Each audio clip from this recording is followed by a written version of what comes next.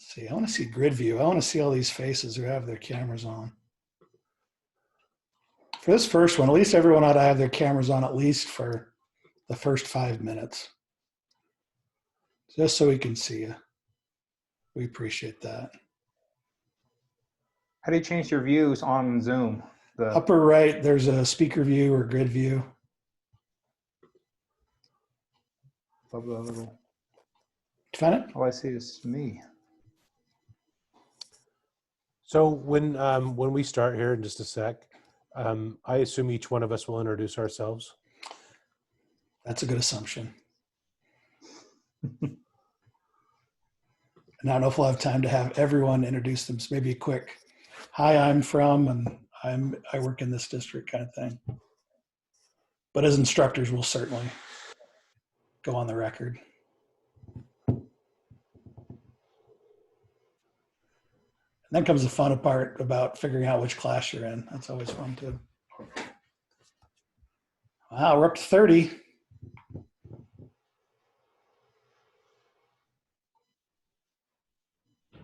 How many enrolled between UEN, between the two of you guys? 100. You're maxed out. Yeah, we're maxed out. There's Joylyn. I could probably take a few more if we need to. And it's really difficult because we got Teresa Edwards in there too, so that's always hard. All right. Still filtering in, but Roy Harrison. Lovely. How many in Davis, Carol? 10 of you? It's a good size. It's a good thing there weren't 11. We wouldn't know how we'd figure that out. See your foot up there. All right. Well, it's 4:02. We are recording, so folks can go back and catch up if they join in late. Jared, you're presiding today, so I'll let you go ahead and go, and I'll continue to watch the list to let people in. Okay. Well, good afternoon, everybody. We hope you're surviving distance learning. Normally, we see a lot of people sitting in their classrooms when they're doing these webinars, but clearly we are not doing that like we used to be a few months ago. So we are excited to see you in your home environments, which is kind of fun too. We see that a lot each week when you submit your videos to us, but it's kind of fun to see you in our webinar this way as well. As Clint just mentioned, my name's Jared Covilli, and we welcome you to our class today, which is Leadership in Educational Technology and Instructional Design. So this is one of the 3 classes being offered kind of in partnership with Southern Utah University. This specific one is kind of, I know there's not a particular order you have to take them in, but if you were looking at the numbers for the classes, this is probably the 3rd in the sequence, generally speaking. So as we kind of build our way through the courses, for a lot of folks, this may be the last class that you take if you were going fall, spring, and then now moving into the summer. For those of you who are new to our program, we welcome you to the ETEP program if you haven't ever done this before. We had several people who enrolled in ETEP this year just because maybe looking for a challenge or maybe interested in more distance learning opportunities, maybe wanting to know how to do this a little bit better with what we've just experienced over the last few months. So today, just to kind of give you an overview of how these Thursday workshops work, each week, one of the 5 instructors for this course will kind of moderate the discussion during the weekly webinar. These typically take about half an hour. Wouldn't you guys say that's about the norm? To 45 minutes, plus or minus, right? Yeah. The last class was the exception to that rule. Correct. Those of you who just finished 50-10 with us or are finishing 50-10, you know that was a little longer because we had presentations each week from the students. So, but generally speaking, these are about 30 to 40 minutes or so as we kind of share with you things coming up for the upcoming week and talk about things that are going on in the course. With that, I'm going to share my screen for just a second. Oh, Clint, you actually need to enable screen sharing. I'm a rough taskmaster here. There you go. All participants. No Zoom bombing us, guys. Okay. All right, we should be good. Yep. Okay. That is a recognized verb now. Now, just by way of kind of orientation for the course, each week we will be, if you haven't been part of our courses before, we kind of organize our courses into modules. So from the home page, you will find links to the different modules as you kind of go down. So I'm in the week 1 module, and you can see here there's 3 components pretty much most weeks to the course. We'll have a page that kind of deals with the seminar, so that's what I'm going to go into today. And generally speaking, what you'll find here are today's slides. So that's exactly what I'm planning on going through today and kind of having a discussion about. And then usually, oh, this is still on here. We'll have to delete this. But this is, once we finish these weekly webinars, we'll put in the recording for those who weren't able to come in person, or for those who want to go back and watch it again. Especially if you are someone who is very interested in IKEA blinds today. You might want to jump back in and see what you missed. Okay, well, let's jump in. Before we do this, I might just take a second.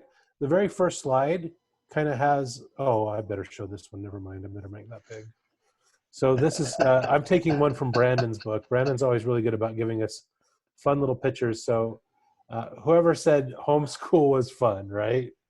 So that's kind of what we may feel like at the end of the day after we've been in Zoom rooms and grading in Canvas and all of those amazing things.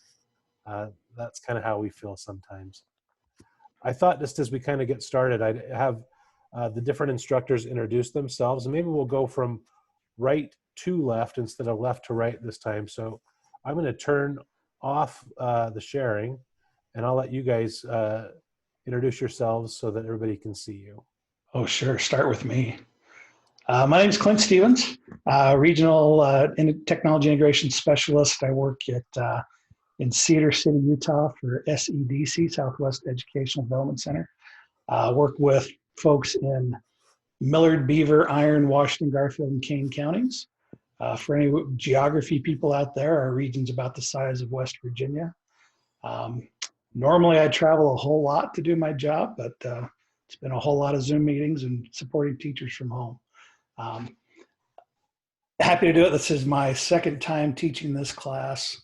Actually was the one who kind of adapted it from Tony Pellegrini's in-person model with lots of Google Documents to a Canvas course. So I'm happy to be back and working with you all and seeing all your smiling faces out there. It's good to see folks. Next, we'll have Brandon go. That's me. I'm the Clint Stevens from Central Utah. Brandon Harrison. Don't sell working at the yourself Central short. Utah. Central Utah Educational Service Center, working with the 7 school districts here in Central Utah, the Tintic, Juab, North Sanpete, South Sanpete, Paiute, Sevier, and Wayne districts. And I got, I think we have 18 or 20 from our region in this course right now, and excited to be part of this with all of you and to learn alongside you all. Carol. Hi, I'm Carol Neff, and I'm in Davis School District. So we have had the last few years a leading educator program, and we've offered for those teachers that completed that we would pay for these 3 SUU credits for them if they continued to get their EdTech endorsement. So that's why there's a section just for Davis School District, as we wanted to allow our teachers to be able to get into these classes. I think this is my 3rd time teaching this particular class, and I really like this one. This one's kind of a fun one that really dives into all the leadership types of things. So for all of you students, it might be interesting, the stuff that you get to find out about what happens within your school district or your region with all of the technology and all the different things. So I'm excited to be here. Thanks, Carol. Danny. Hi all, I'm Danny Sloan. I'm a instructional technology trainer for UEN with Jared. I apologize for being off screen today. I have a migraine, so I'm holed up in a dark room, so you wouldn't be able to see me anyways. But this is my first time teaching this course, and I'm really excited. We have 2 very full classes, and I think it's going to be awesome for all of us. Thanks, Jared. Danny's utilizing the IKEA smart blinds. They're down so that she can see clearly. And I'm the last one. So as mentioned a moment ago, I'm Jared Covilli. So I'm also a technology trainer for this Utah Education Network. Been doing this now. Been teaching in this, gosh, what? A few times. I think this is at my least your second year doing it. Yeah, second time doing this cohort. Like Carol said, I really like this class. I think this is a nice class to kind of pull back the curtain and kind of see a little bit about what happens within your school buildings and within your district as far as how do they make the decisions that they make when it comes to things like what devices they purchase, or how do they protect kids' privacy and their data, and some of these kinds of things that are really kind of coming to the forefront right now. I mean, been in a bunch of meetings concerning how we moved from in-person to online learning. And there was a lot that happened behind the scenes that weekend after the governor closed everything down.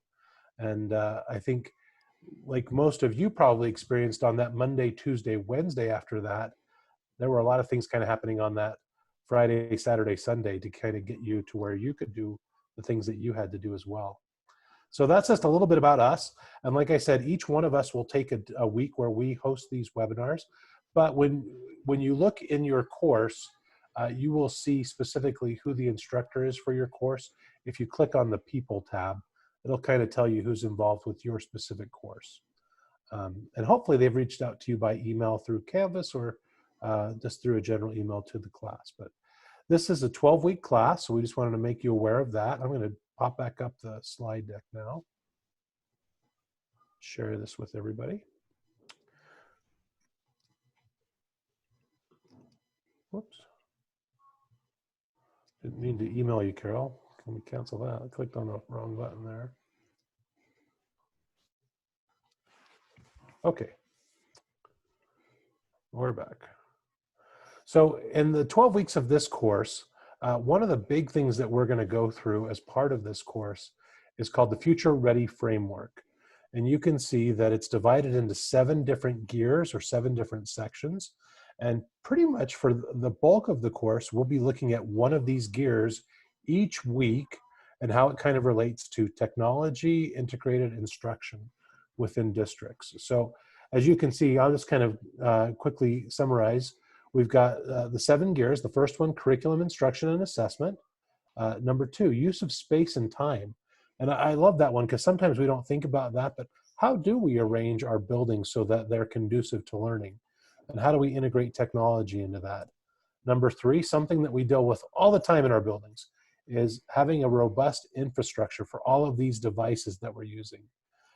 You know, one of the things that Danny and I have spent a lot of time investigating since schools kind of shifted from in-person to online is how do we make sure that our students have enough internet at home? And I think both Clint and Brandon can probably talk to this a little bit about what they've been doing in rural Utah to make sure that kids have access to the internet. Anything specific about either of your districts that you want to mention, or regions, excuse me? I know, and maybe you saw an article in the Deseret News a while ago about Millard County. A lot of our schools have Wi-Fi enabled buses normally for activities and things like that. But a couple of our school districts are actually putting those buses out in different places within their district so that kids can drive up, or, you know, if it's in a neighborhood or whatever, they can attach to the school Wi-Fi through the bus and connect that way. But it is a struggle. I just did a training with some Kane County teachers from 2 to 3 today online. And she said, whenever I'm doing a Zoom meeting, I've got 4 kids that are out in the valley or whatever. I don't know where that is. She said, but they have to turn their cameras off because there's not enough bandwidth just to do a regular Zoom meeting. So it's an issue. And Brandon, I might just mention one thing. A couple of weeks ago, we were working with Sevier School District Superintendent, Dr. Cade Douglas, and he told us that when the announcement kind of came out, one of the first calls he made was to the local telecom provider who makes sure that the internet's happening. And they said, hey, if you know of any students or families that don't have internet access, we want their names. We're going to make sure it happens for them during this period of time. So just amazing the ways that our school districts are stepping up to make sure that kids have access to be able to complete their assignments. Number 4, just moving down, data and privacy. And we kind of talked about that a little bit, but that's a huge issue for so many districts about making sure that your students, that their data is being protected and that they're not inadvertently selling student information to third-party vendors or all those different kinds of things. We kind of talked a little bit about community partnerships, but you're going to look at how your school building or your school district deals with partnering with members of the community. 6, personalizing professional learning, and that's something that we're kind of experiencing in this class. You know, one of the things that we love about these classes so much is it hopefully gives you a way that you can start to customize your own professional learning plan. And then finally, budgets and resources. So how do we determine where the money gets spent and how it gets spent? Now, one of the things you'll see at the bottom of this slide, it says, reach out to your administrators now. One of the things that we're going to encourage you to do throughout this course is to take a deeper look at how does your school district, or specifically either your school district or your building, how do you deal with these different things? Now, some of you I know right now are saying, I don't know the answers to those questions, and we're in distance learning, or I am a stay-at-home parent who's renewing my license and I wanted to take this class. How am I going to find some of that information out? I would suggest to you there's a couple different ways that you can look up this information. Number 1, several school district websites actually have sections of their website that deal with these kinds of issues. So these things are public. The districts are trying to be transparent and share information with people. So you might be able to find some of that content on your school or district website. Secondly, though, when we say reach out to your administrators, we're encouraging you to shoot a quick email to a building administrator or a district administrator and say, hey, I'm working on a class right now where I might have some questions about things like our technology plan and some of those kinds of things that we deal with either in a building level or district level. May I communicate with you throughout the summer just to maybe ask you a few questions? They're generally very accommodating for you. So just a quick email like that will pretty much open the door for you to be able to establish a working relationship with somebody that you can ask some questions. All of the papers that you're going to be writing related to these gears are a little bit of kind of your own personal experience mixed with maybe a little bit of the actual data or the information that comes from the school or from the district. Any comments from you guys about that before I leave that topic?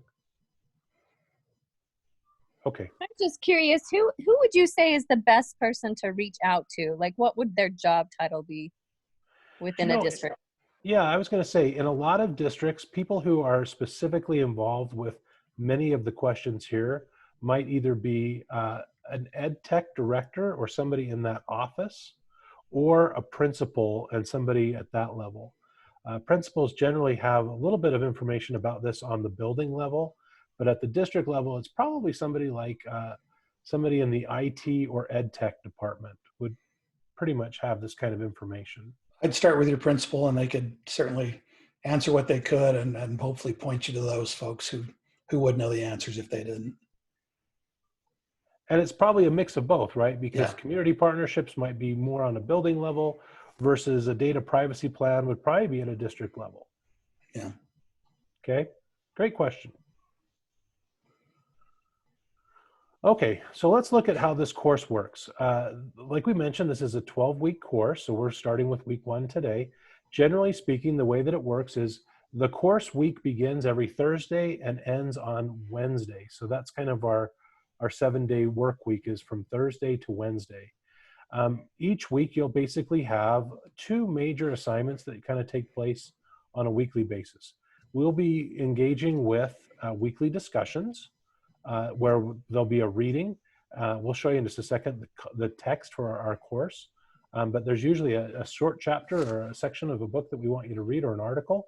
And then we're asking that you take the question or the prompt that we have for that week and create your own original post. We ask that you try and do it by Sunday night, just so that other people have a chance to respond to you, and then you also have a chance to respond to others. So we're asking that you have at least, you submit personally an original post and 2 responses to your peers or your colleagues. In smaller cohorts, you might be able to read through everybody's. In larger cohorts, like the one that Danny and I are running, there's going to be 50 some odd people posting every week.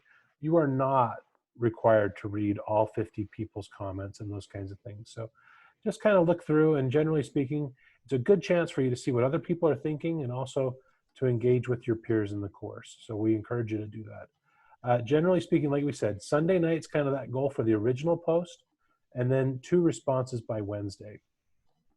As I mentioned, the weekly readings, we have a book that we're working through. It's called The Connected Educator. We've given you some links. Clint's got one in his hands right now, which is Trying nice. to mimic Brandon's picture on the slide. Yeah, yeah. Yeah, you can see Brandon. If you're like me, my videos are all covering that face, but I'll show you that face now. So there's Brandon in the Connected Educator book. The text for this is available. I take pride in that face. That's right. For some reason, your hair is a lot longer now than it was, Brandon. Yeah, Brandon doesn't have a Flowbee, so he didn't. I don't either, clearly. So that's the text that we're going through. You can see we'll provide some links, and those are also in the course for the ebook, or also you can purchase it on Amazon. We've tried to provide as many different chapters as we can within the course itself. So we want to make you aware of that. Let's see, somebody popped up. Brandon's watching the chat for us, but someone's asking. Yeah, I said that the link went to the Amazon link, the link in the course. So we'll go through and find that the link to actually read. Yeah, that thanks for letting us know about that, Paula. We'll take a peek at that. So that's the book that we're going to be going through now. I will say there are going to be a couple of chapters that maybe have some tools that are a little out of date right now. It's more about the concepts than specifically a given tool. Like if it mentions something about, I think in one of the chapters, it talks about like wiki pages or something like that. And that's not as big a thing as it used to be. So that's not really what we're worried about, is whether you understand how wiki pages works. It's more, are you able to contribute to a collaborative workspace, right? Or something like that, whether it's now something like a Google Doc or a website like Google Sites or Weebly or something like that. So don't feel like the specific tools are what we're looking at. We'll give you a lot of different tools to kind of explore during the course. So don't feel tied into any one thing that maybe seems a little out of date in the book. The weekly assignments then, in addition to the discussions and the readings, we'll be looking at that future ready framework. And so weeks 2 through 9, each week there'll be one of those gears that you'll kind of be exploring. And we're encouraging you to write a short paper, no more than 1 to 2 pages, and that is double spaced. I know everybody always wants to know this, just normal font, double spaced. We are not necessarily requiring that you cite a lot of sources. If you do pull something off the web, we would love for you to mention where it came from. I know one of the criteria in the rubric sometimes has us talk about whether you used the right citations. We're pretty open about that. We just want to make sure that you're citing sources if you pull stuff off the internet. So we will not be super hard line if you reference something and you didn't have exactly the right MLA or whatever kind of citations we ask for. So don't stress out too much about that. As we move forward though, after week 9, we're looking at you to do 3 things that kind of wrap up the course. And these are some of the bigger projects. Number 10 is a memo to your superintendent. And so you've basically been exploring how your district works through some of these different technology plans. And we want you to shoot, well, I shouldn't say shoot. We want you to write a memo to your superintendent. Whether or not you send that to him or her is up to you. But we've had some good experiences with that in the past, especially in some of our smaller districts where the superintendents have actually carried on a pretty good conversation with some of our students as far as ideas and things that the students have looked at. I know, Brandon, you've had that experience in some of your districts, haven't you? Yeah, we have. We had surprisingly about half of the students each time send their letters to the superintendents, which kind of surprising to me.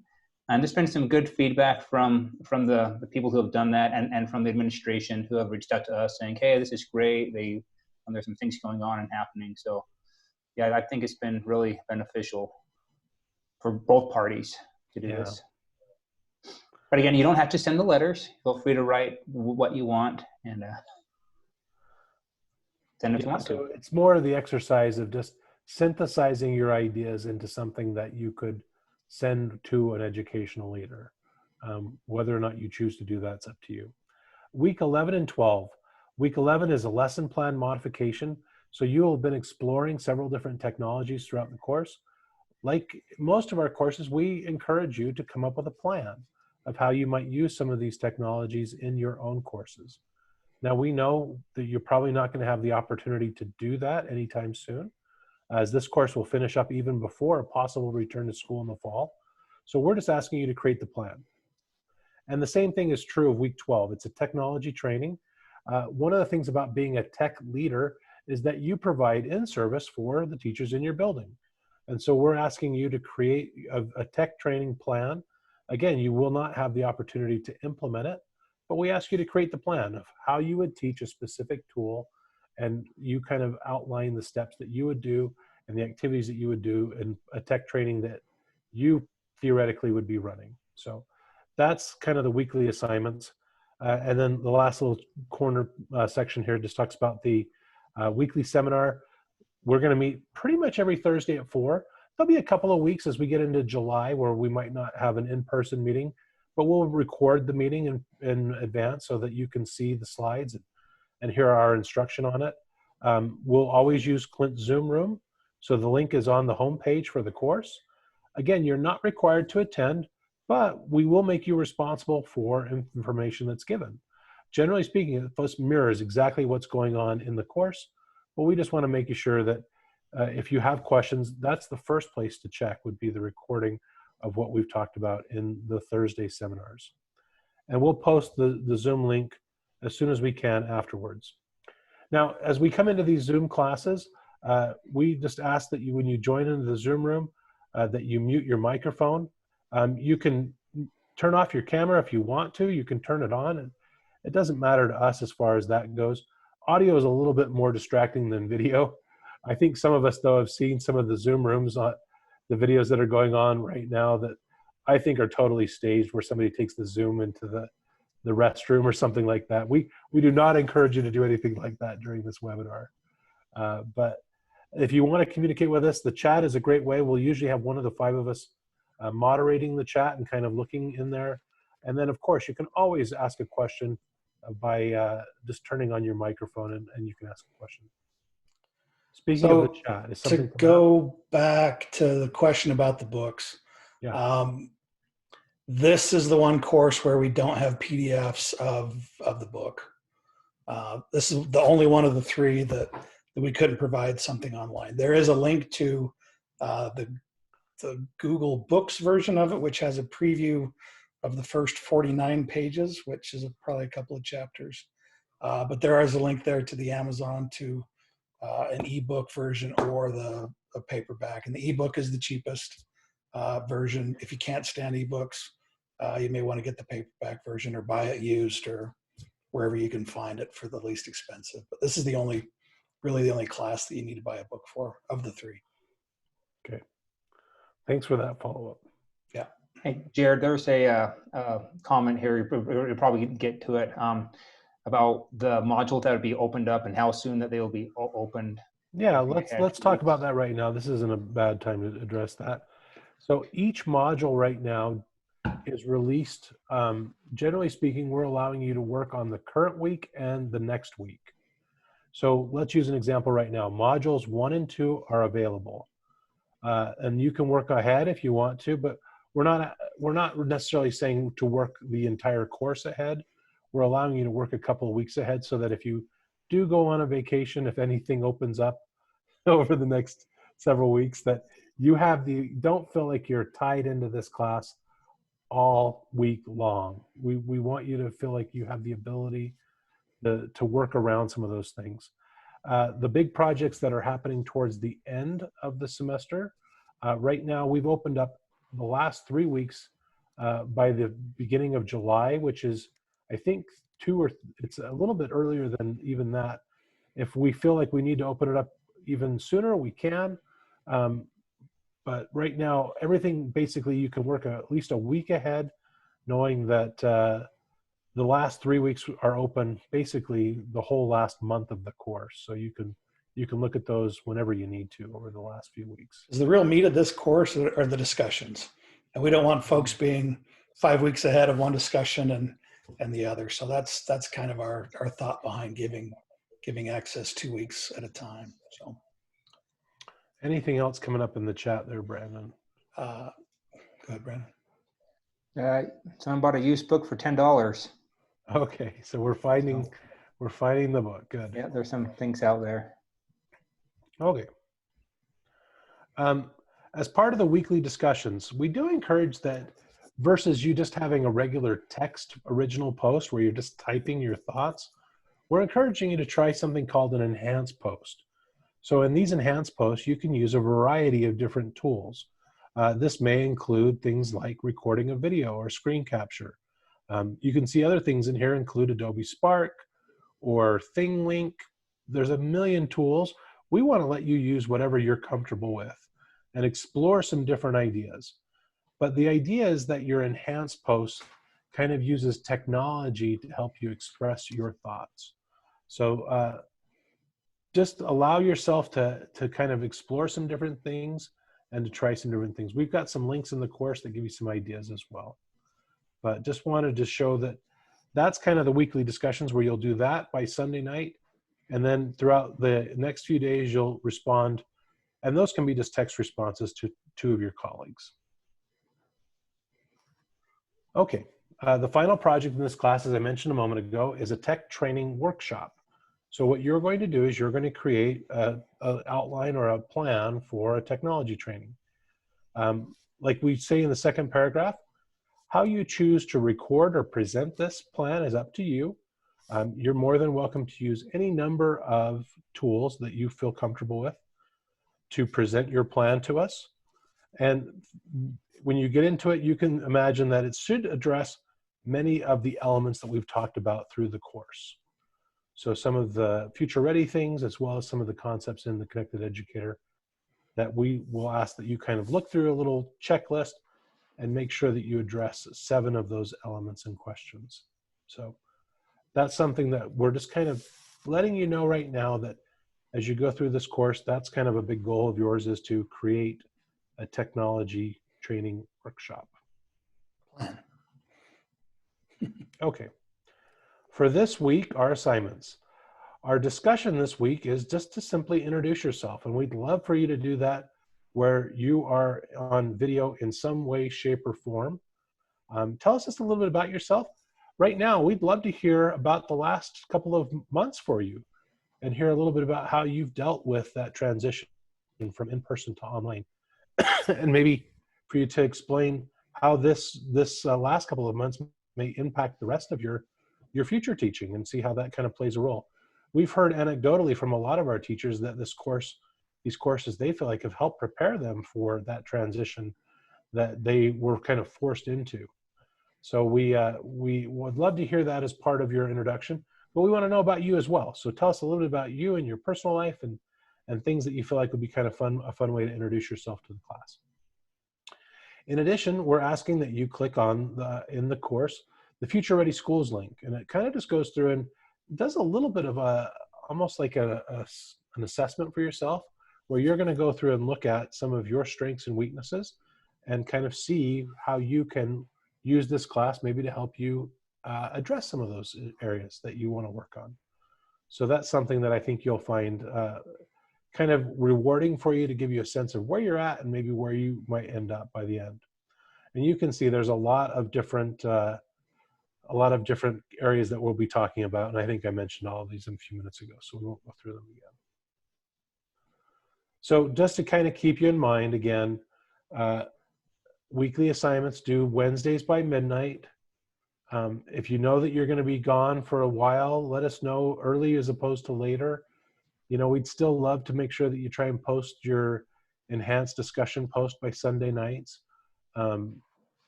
If you find that you're struggling a little bit, let us know. We know this is kind of a crazy time right now.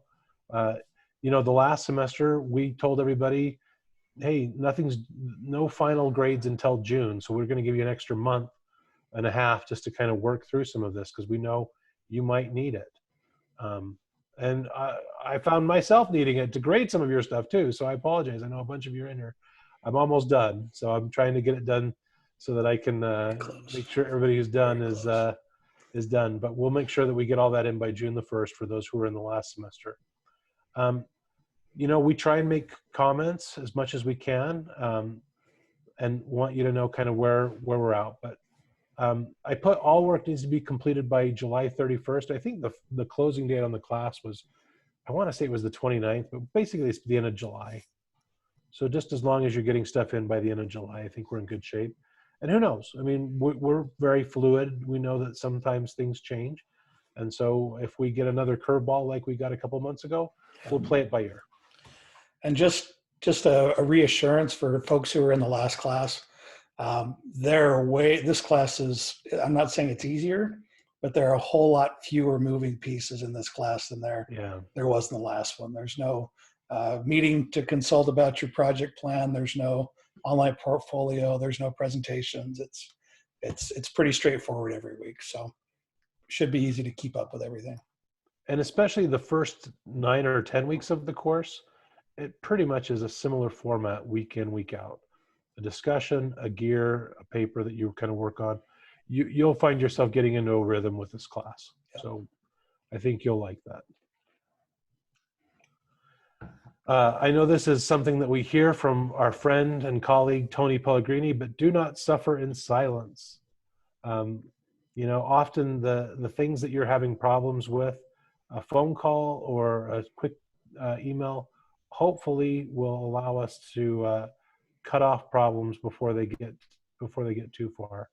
You know, one of the things, just like you guys in your own classrooms, if there's a student that we see that isn't submitting stuff for a few weeks, boy, we'd love to find out if there's anything we can do to help them.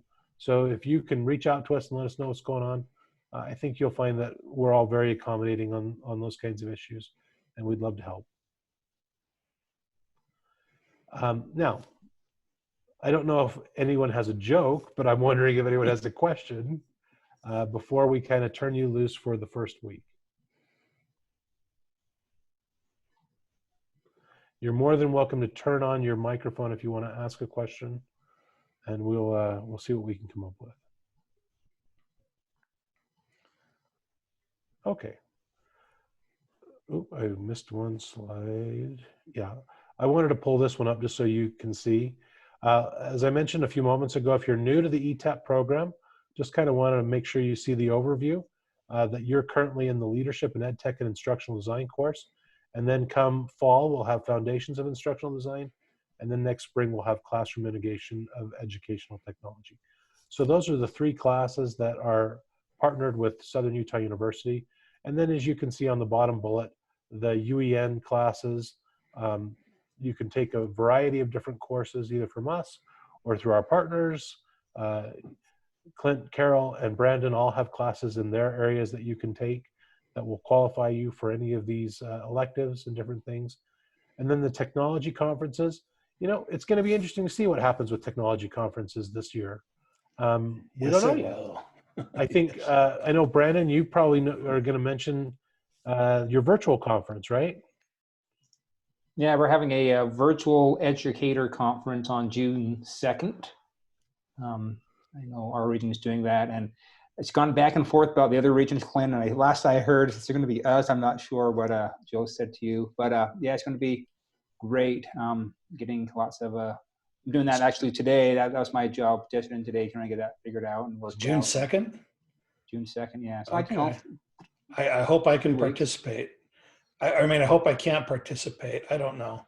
I'm supposed to be doing CMAP in St. George. Oh yeah, CMAP. That day. Yeah, well, yes. We can talk later. Either so. way, I'll either be doing that Yeah, or I'll be. Because of all the conference cancellations, the ERSA conference was canceled this summer, which we're really bummed about, and other things have canceled. So that's what we're providing our teachers That's great. with that virtual conference.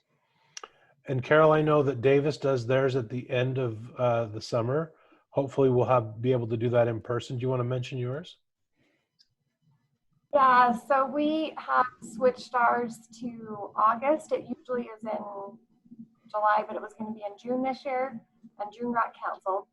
So we will be offering our technology conference in August.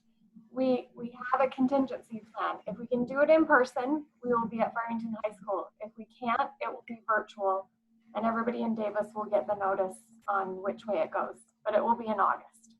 Okay. And I know Danny and I can mention that from UEN, we're batting around trying to do a digital or a virtual conference as well, so that people who don't live in some of those regions or some of those districts have an option as far as a technology conference as well. So we'll see what happens. We'll make sure that there are some options for you to be able to check that box on the list of having a technology conference. I think I saw something happen in the chat. Let's see here. I just smiled okay. at somebody that said they're glad there aren't as many moving parts, so we're good. Yeah, this class is much less time consuming also than that last class was, and a lot less revolving parts. Well, friends, I think that's all the information that I have this week. We are glad to have you in our courses, and we look forward to working with you throughout the summer. I think you'll find, again, that this is a fun class, a good chance to kind of explore some ideas and some dive deep on some things that maybe you haven't looked at before. And we're glad that you're with us. Absolutely. Thanks, everybody. Thank you, everybody. Be well. Instructors, anything we need to discuss? Does it matter where to archive these recordings? Is No. YouTube or Drive preferable? That's fine. Whatever way. Okay. I'll probably just throw them on my YouTube channel. And did you all get that Google Calendar that I sent out that just kind of told you Yep. what the schedule was? So Yep. hopefully, Yep. I know we were all writing it down that day, but I was putting it in. So I just wrote down the ones that I was responsible for. Well, Apparently we I forgot about today. We have to remember to clear out the old stuff. Do you want each of us to do our own week, clear that out, or does somebody want to go into the blueprint and do that? I'm guessing Jared did while we were introducing ourselves for this week. I got next week's cleared out. I can go take care of it. It's not hard to do. So That'd be awesome. I'll take care of it. Yeah. I'm going to go back before you do that and watch the ones for the weeks that I present, just so that I can You know what you're remember doing. what somebody said last year. Well, do you want me to leave them? I'll leave them. I'd say, like, for sure we want to make sure we clear out the ones that are open. Yeah, I got next week's out of there. But I've got to take a few minutes to just go through and watch those. I know that'd probably help Danny too, since this is her first time. But Was Danny presenting next week or leading I next think week? she's in a couple weeks. I thought it was switched. I thought somebody switched it. You and I switched, so Okay. I was supposed to be next week. Okay. I think Danny's after me because I'm on week 4. I Okay. think she's week 5. So All right. I'll fly by the seat of my pants. I'm fine. Especially good.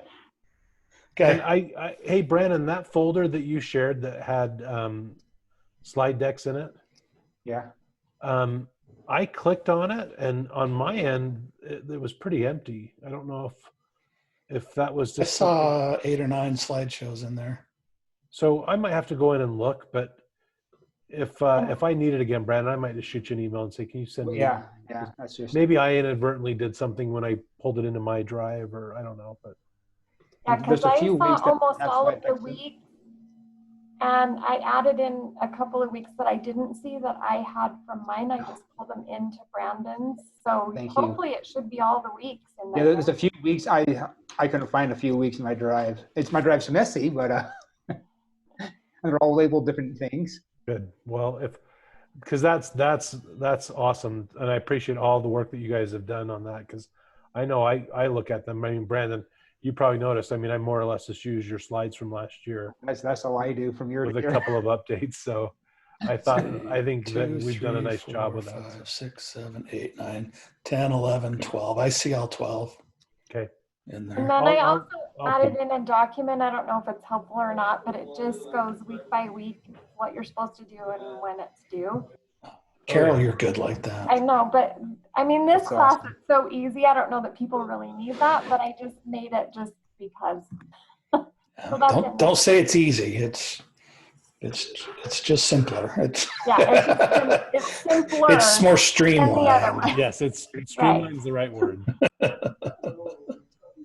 That's a good class. All right. Well, thanks everybody. Appreciate it. Yep. You- Danny, feel better. You don't have to say anything. Be well. And See you guys. Hey, let's see ya.